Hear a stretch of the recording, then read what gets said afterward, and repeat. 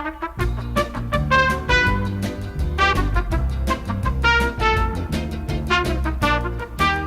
I'm Green. And I'm Purple. Welcome back to Green and Purple and Walter. Say hi, Walter. Okay, don't look at too much. I'm gonna figure out what... Okay, that's what it is. Like, you can hit Dark Eco without taking any damage. And I think you hit harder. Other than that, like... Doesn't do much. Yeah, it's not one of the more useful Eco types. Oh, yeah. But if you just run into it, then you die. Man, it put me back all the way here. Well, at least now you can see the way I went, because I just kind of like started going. And Walter still being... Very... He does not want to calm down. Nope. And I'm having to hold him. Just good boy, Walter.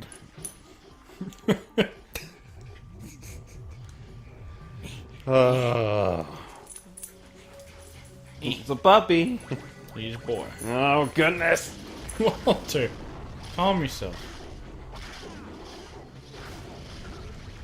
Here, why don't you just sit down? Hopefully he doesn't attack me again this episode. That'd be funny, though. No. I'd enjoy that. Because I haven't seen the episode yet, so I don't know how this is gonna, like, turn out. I think it'd be good. At least we'll be able to, like, make a sound bite out of you just going... That'll make it all worth it. Okay, well, we got a power cell that's just kind of, like, lying here. Walter, you okay? No, he's You not. calm down? He's not. He's not okay. He's not gonna calm down. Oh, this is my life. Oh, no. Okay. Chill, buddy. Someday he'll calm himself out. Or so the prophets say. Okay, so, one thing, because I've been playing, was it on? It was either this or Pikmin that I mentioned that I've been playing this one game called Operation Babel. Yeah. And I've gotten a little bit further into it. And, dude, it got so crazy so early in the game. Like, story-wise, or just... Story-wise, yeah. Because, like... I guess spoiler alert. Yeah, spoiler alert for... It's an old game, though. But... Or, it's not as recent, but still, spoiler alert. But it's not that big of a spoiler, because, I mean, it happens really early in the game, like, probably, like, 5 hours in. Okay. So, like, the world that you're in, apparently, this is what I'm getting from it. I still have to, like, go deeper into it, because I'm still confused. It's one of those, like, animes where, like, stuff happens, and you're like, I have no idea what's going on. I think I do. I think this is happening. But I'm not too sure. But it's still interesting once you know more. But I think it's kind of going off that whole concept that, like, or the whole idea that we're all, like, in a simulation. Oh, okay. And we're programming. Okay.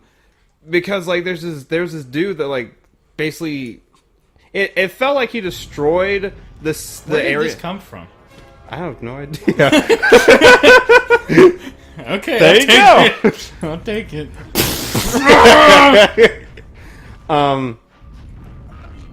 Yep.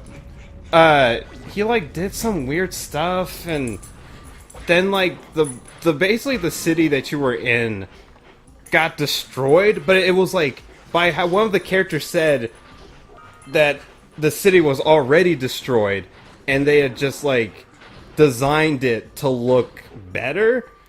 So it's really weird, but I'm definitely getting that feeling that it's playing on that concept that, oh, I don't know what happened.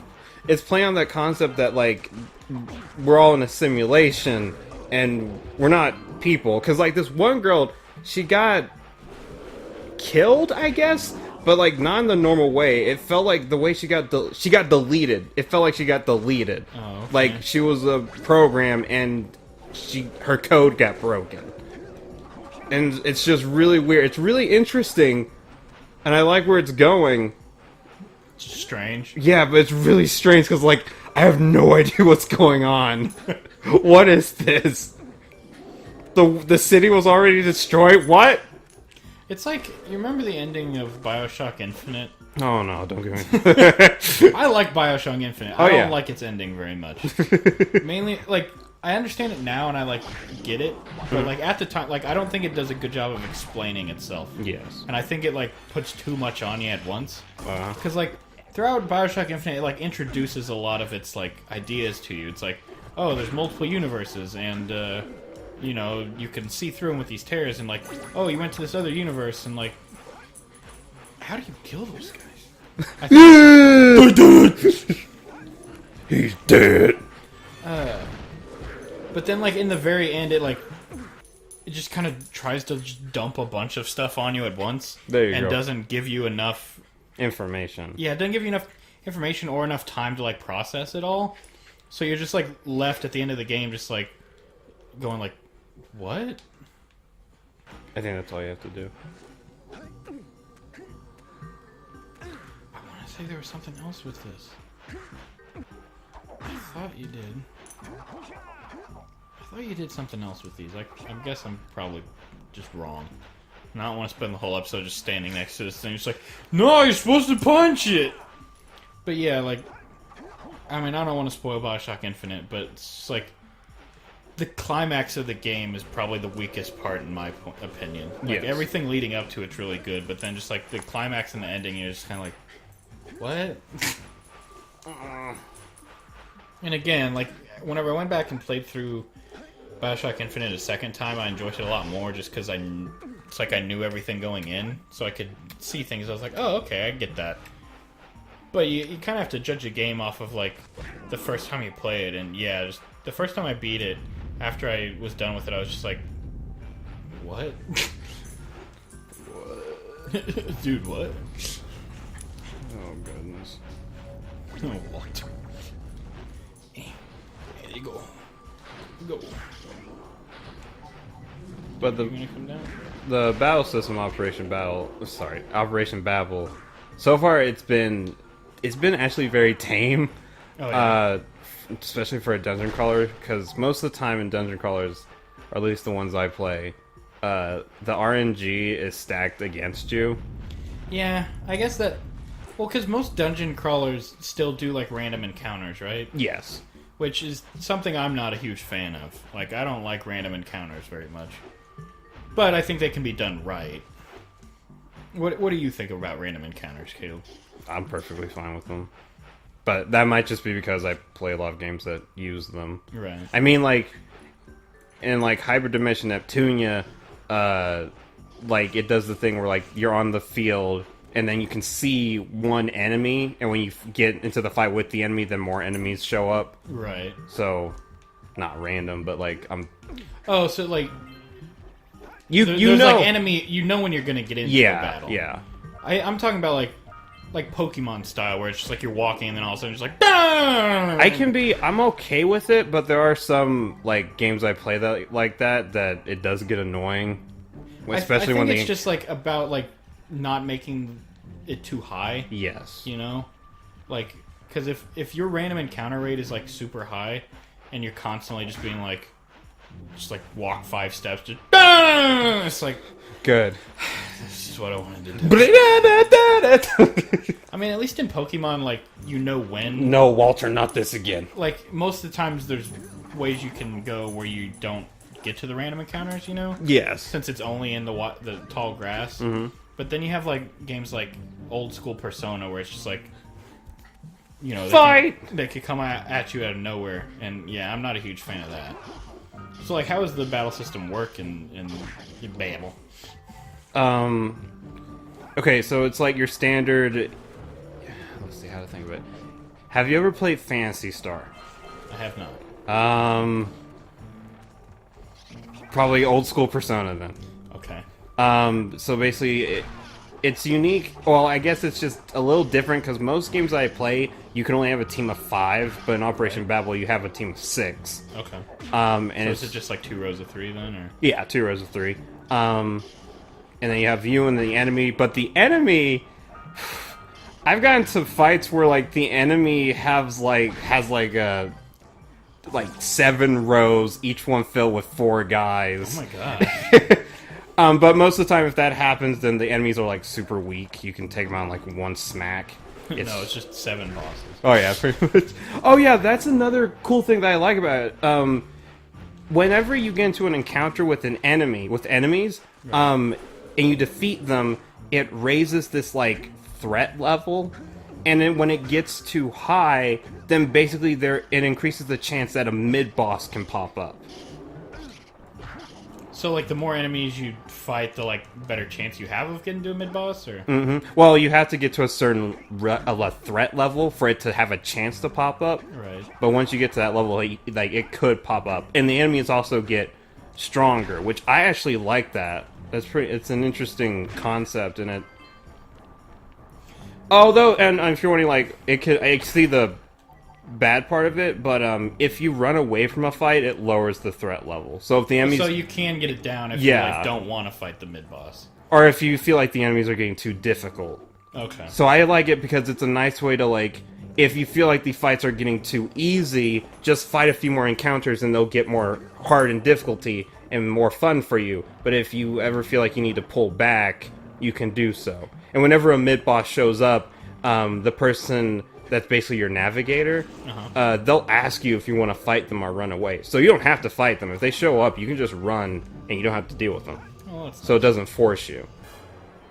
A game that I thought did, like, difficulty interesting is The World Ends With You. Because, like, you said, you have a difficulty slider, but it's just on, like, the main menu whenever you, like, pause the game. And what it does is, like,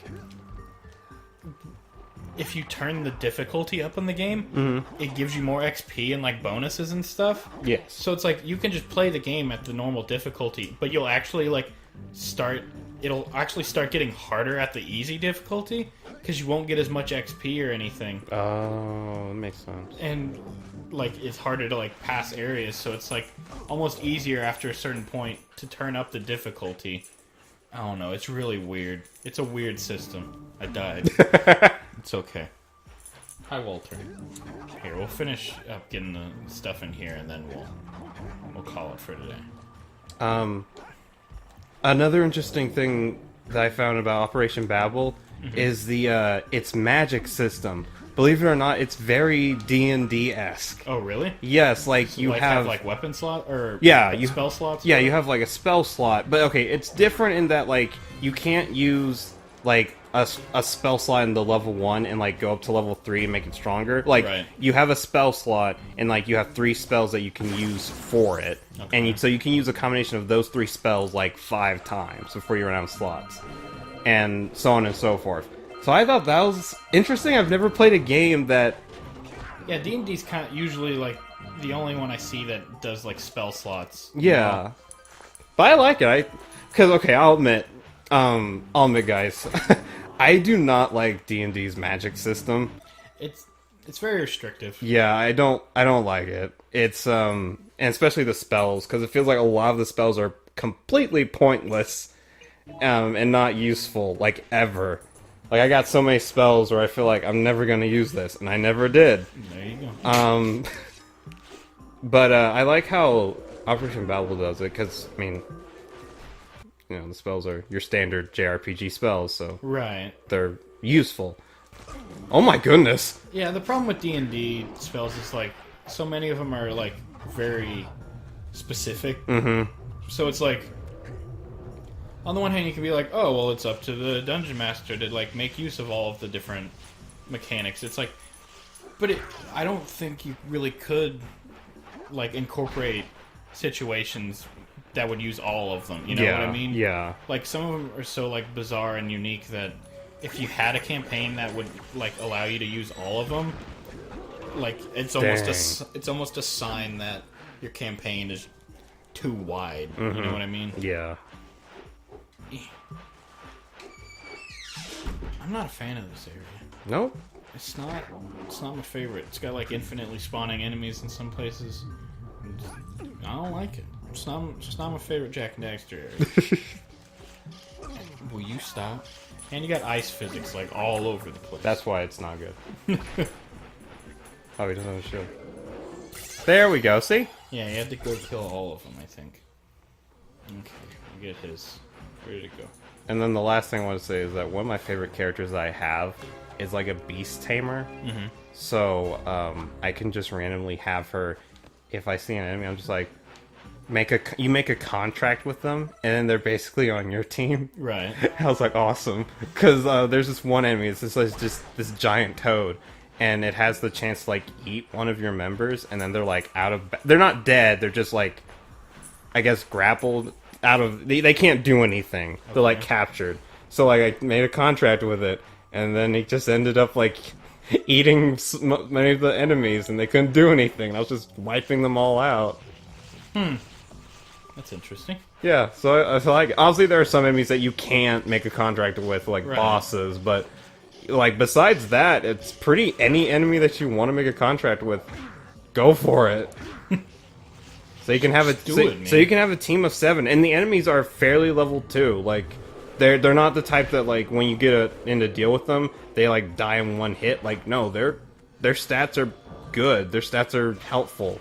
They're useful in battle. So I like it. It's kind of like in original Persona, you didn't. It's like a penis. Come on, Caleb. It's a very oddly shaped one. If that. Oh. Thanks. I love it whenever they put like slidey area into an area you can't see ahead of you. You're the one that wanted to get all the orbs. Look, I don't regret it yet. Okay. It's getting close. To Nope. You're gonna die.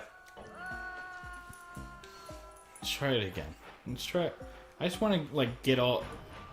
This is getting a long episode, but like, I just want to get all the orbs in this area. That way, we don't have to come back here. You know? Yeah, that's fair. Because otherwise, the next time we start playing Jack and Daxter, I'm gonna be like, oh no, I gotta play Snowy Mountain again.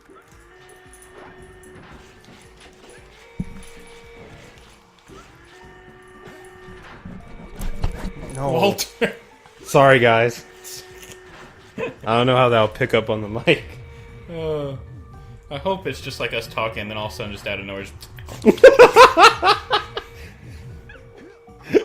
that's what I hope it showed up as. Okay, well, I think this is the yellow eco stuff. But it has to grab this thing first, and then it'll show it up. I did it. Oh, snap.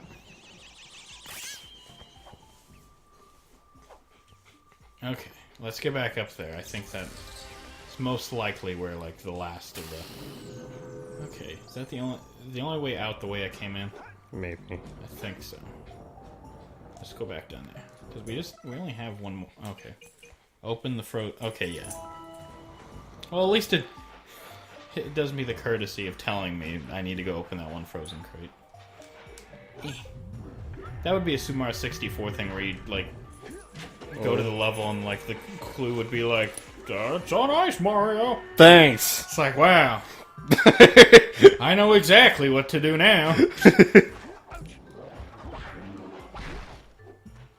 Out of all the dungeon crawlers I played, the Operation Babel's, I feel like it's on the side of one of the easier ones. Oh, yeah. Because, trust me. I mean, they tend to be a pretty hardcore genre. Oh, yeah, definitely. The hardest one I've played is Dungeon Travelers 2. Yeah. That one is so brutal. I've only beaten the game. I haven't beaten the post-game yet, because it is so hard. It's so hard. Like, you get into a fight, a regular fight, and it feels like a boss battle. Like, you have to be on top of everything. If you slip up even once, the enemies can just wipe you out.